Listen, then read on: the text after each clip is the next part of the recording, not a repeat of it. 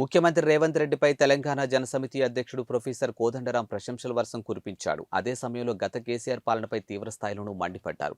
హైదరాబాద్లో నిర్వహించినటువంటి మీడియా సమావేశంలో ఆయన మాట్లాడుతూ రేవంత్ రెడ్డి ప్రజలతో కలిసిపోయి పనిచేస్తున్నారని కితాబు ఇచ్చారు. ఢిల్లీలోనూ ఇలా మార్పు రావాలని కోరుకుంటున్నట్లు ఆయన చెప్పారు. ఇక బీఆర్ఎస్ పాలనలో ఆంక్షలు, భయం చూశామని, ఇప్పుడు తల మీద నుంచి భారం తగ్గినట్టుగా ఉందని అన్నారు.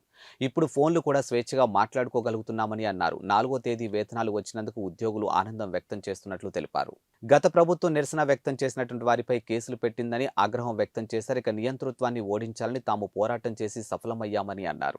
నియంత పోకడలే బీఆర్ఎస్ అధికారం కోల్పోవడానికి ప్రధాన కారణమని పేర్కొన్నారు. ఇక రాజకీయ ఉద్దేశంతో పెట్టిన కేసులను ఎత్తివేయాలని రేవంత్ రెడ్డి ప్రభుత్వానికి ఆయన విజ్ఞప్తి చేశారు. ఇక తెలంగాణ ఏర్పాటు ప్రక్రియని ప్రధాని మోదీ తప్పుపట్టారని, దానిని తాము ఖండిస్తున్నామని అన్నారు. ఇక బయ్యారం ఉక్కు పరిశ్రమపై ఇప్పటి వరకు నిర్ణయం తీసుకోలేదని అన్నారు.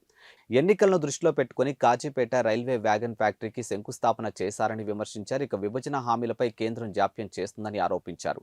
తెలంగాణపై కేంద్రం నిర్లక్ష్యం వహిస్తుందని, దీనిపై సదస్సు నిర్వహించాలని నిర్ణయించుకున్నామని అన్నారు. ఈ నెల 21న సదస్సు నిర్వహిస్తున్నామని పేర్కొన్నారు. ఇక భద్రాచలం రాములవారి ఆలయానికి భద్రత లేకుండా పోయిందని తెలియజేశారు.